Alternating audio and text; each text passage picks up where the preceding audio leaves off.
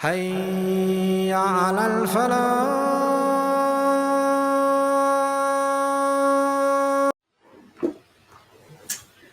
السلام عليكم ورحمة الله وبركاته.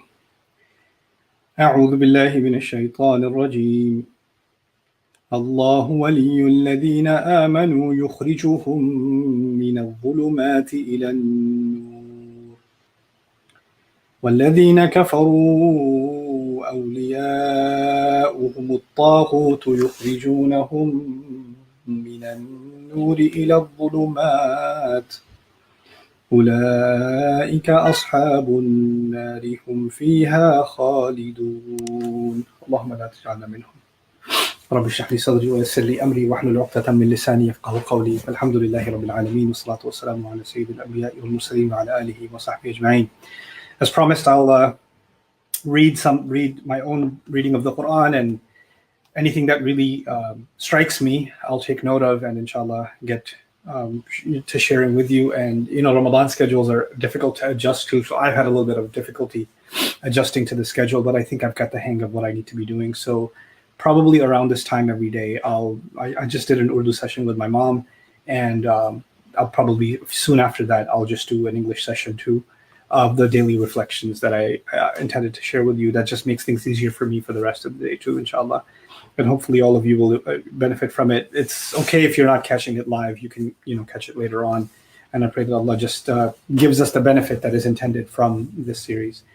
So this ayah is actually one of my favorite ayat in Surah Al-Baqarah, and it is something I've talked about many, many times. Allahu waliyyu alladhina amanu yukhrijuhum min adh-dhulumati ila an-nur. Allah is the protective friend of those who believed. He brings them out of darknesses into light. وَالَّذِينَ كَفَرُوا أَوْلِيَاؤُهُمُ الطَّاغُوتُ. And those who disbelieved, their protective friends are the Taghut. Taghut means the forces of rebellion, from Tughyan. يُخْرِجُونَهُم مِّنَ النُّورِ إِلَى الظُّلُمَاتِ.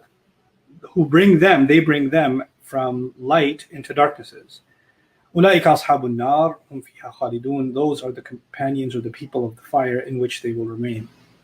So this ayah uses an imagery that is found across the Quran, the imagery of light and dark.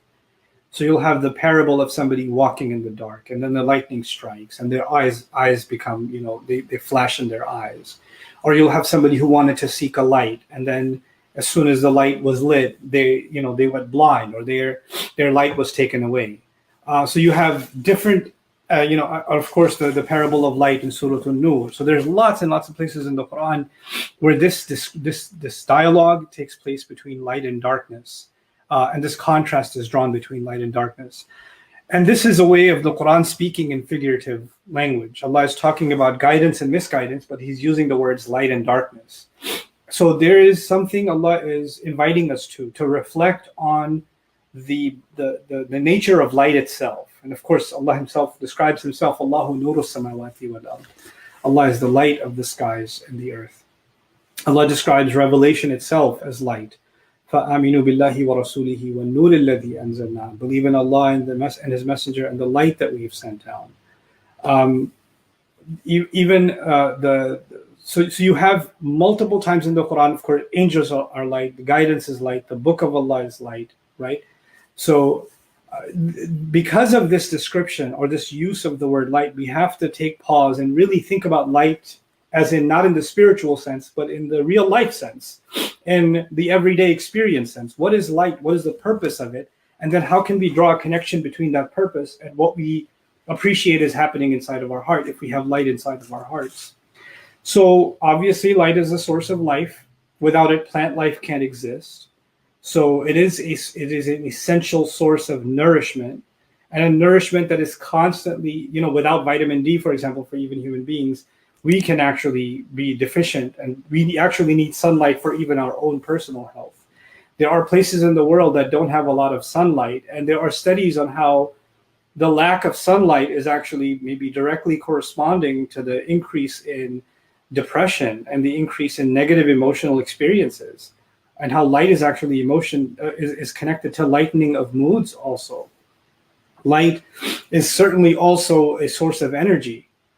And light is definitely a source of beauty. The same place can look horrifying at night, and that same place could look stunningly beautiful in the sunlight.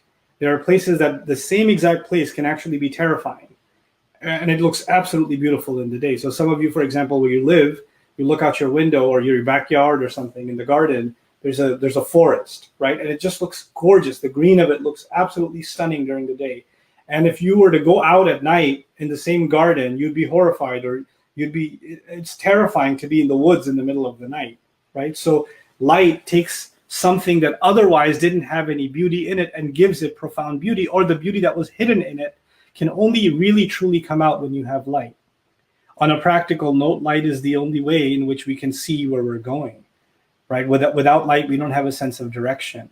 So light is serving lots and lots and lots of purposes. And by the way, lighting, without light, if we are, in the blind, then how much of the world just comes to a pause? How much of it just completely ceases to exist? So when Allah compares faith, our belief, or the revelation, or the truth that He created us with, that we already had before we even came on this earth, He compares all of that to light. He's telling us something. What we have inside us gives us a sense of direction. The faith that we have makes life beautiful. You're able to see things in it with a beauty that you couldn't see them before in. It is a source of energy and nourishment, just like light is for the rest of creation. So it is a very powerful, beautiful thing that Allah has given us when He uses this word light to describe, where we are. And without light, obviously, we don't know what's around us. We don't know the reality of it. Imagine yourself in a completely pitch black, dark room.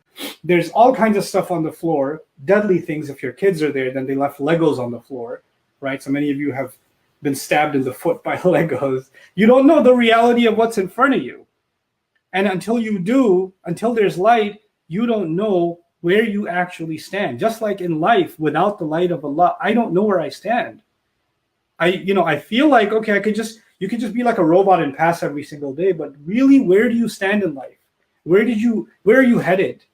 Are you even headed, and are you stuck in place? You can't have a sense of direction without that light. So what does Allah say in this ayah?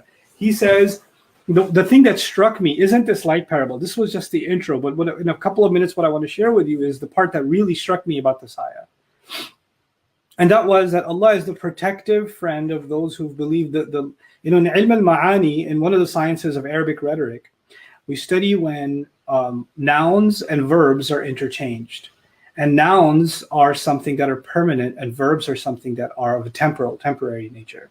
When Allah described Himself in this ayah, He used a noun, and actually ism sifa, a noun that denotes kind of an adjective, permanent kind of quality. Because nouns and adjectives are different in English, but they're one and the same thing in Arabic. So it's an ism sifa, wali. And that is someone who is always protecting and looking out for the best interest of someone else, to the point where they are taking care of someone else in a protective way. That's a wali. Allah is always looking out for my best interest and always there to protect who? Alladhina amanu, those who've come to the faith. Well, this is amazing to me because, it's a generic term too, those who believed. But the amanu is in the fi'il madi, which implies inside of it, there are people who accepted the faith, right? They accepted the faith, or they realized that they should be more conscious of a believer 10 years ago, 20 years ago, 15 years ago, whenever. They had an awakening, or they accepted Islam. They came to the faith. Allah says He is now permanently on their side now that they've come to the faith. But just because they came to the faith doesn't mean they were able to live up to that faith. That means they messed up along the way. Maybe they slipped and fell. Maybe they were much better when they started and then they got rusty. Maybe they kept spiraling down a very dark road. And now they start feeling like, man, when I was good, Allah was with me. And now I'm not. I messed up. Allah is no longer with me. Look at the ayah. Allah uses the permanent word for Himself, even though you only accepted the faith in the past, and we don't know where you stand now. And then what does He say? يُخْرِجُهُمْ مِنَ الظُّلُمَاتِ إِلَى النُّورِ. The mudari', the immediate switch from amanu to yukhrijuhum. Those who believe, He brings them out. The present tense. He brings them, and the mudari' in Arabic includes the present, and it includes the future. The present tense in Arabic incorporates the future. He brings them out of darknesses into light, and he will continue to do so. The wording is so powerful because someone who has already come to faith, why in the world would they be in darknesses? Because darknesses come in many shades. Maybe you're not in the darkness of disbelief anymore, but maybe you fell into the darkness of temptation. Maybe you fell into the darkness of greed or despair or hopelessness or laziness, or maybe a combination of all of them. Maybe one darkness led to another and led to another, and before you knew it, you were just buried deep inside many, many darknesses. And what is Allah saying in this ayah? Just because you fell and you buried yourselves in darknesses, I buried myself in darknesses, Allah didn't stop being my wali. He's still, no matter how far down when you start falling, guess what happens to people around you? People around you like, how could you fall? How could you do this? I thought you were a believer. You know? And so they will write you off. You are now permanently written off because you've fallen. But Allah is continuing to be your wali, even in your lowest moment. And even now, He's extending His rope, pulling you out of those darknesses towards the light. His rope never got cut off. People got cut off. You cut yourself off. You gave hope in yourself. I gave hope in myself. People gave up hope in us. People wrote us off. But Allah never did. Allah says, يُخْرِجُهُم مِّنَ الظُّلُمَاتِ إِلَى النُّورِ. He pulls people out of darknesses into light. وَالَّذِينَ كَفَرُوا أَوْلِيَاؤُهُمُ الطَّاغُوتُ. And those who've disbelieved, their protective friends are the taghut, the rebellious, the extremely rebellious. They do the opposite. What the opposite is as a separate contemplation. I actually wanted to focus on that first remarkable reality about Allah and the faulty believer.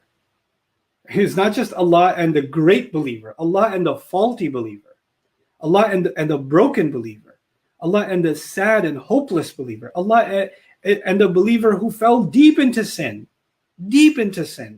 and now thinks Allah has given up on him, and Allah is saying to you that He is your wali.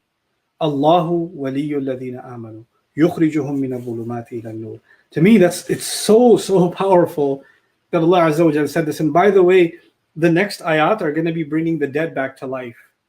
So epic that the next ayat are about bringing the dead back to life. And actually, the ayah right before, in 255, 256, was Allahu la ilaha illahu al-hayyul qayyum. Allah, the eternally living, al-hayy. Why is that relevant? Because we feel like spiritually we're dead. And Allah, and you know, when a plant is in the darkness, it's dead. And when it's in the light, it's nourished, it's back to life. And Allah is pulling you back into light, which is bringing you back to life, even though you thought you were dead. Subhanallah. And Allah Azza wa Jalla continue to pull us out of all of our darknesses, the deep dark ones and the lighter shaded ones. Pull us out of all of them towards His light, and to remove all the darknesses that we have inside of us that are taking us away from Him. Barakallahu li wa lakum fil Qur'an al-Hakim, wa nafa'ani wa iyyakum bil ayati wa dhikr al-Hakim. Assalamu alaikum wa rahmatullah. If you enjoyed this video, please do share it with friends and family. If you want to see more videos from this series, click on the box at the top. If you want to see other videos, click on the box at the bottom. And don't forget to hit the subscribe button. Thanks.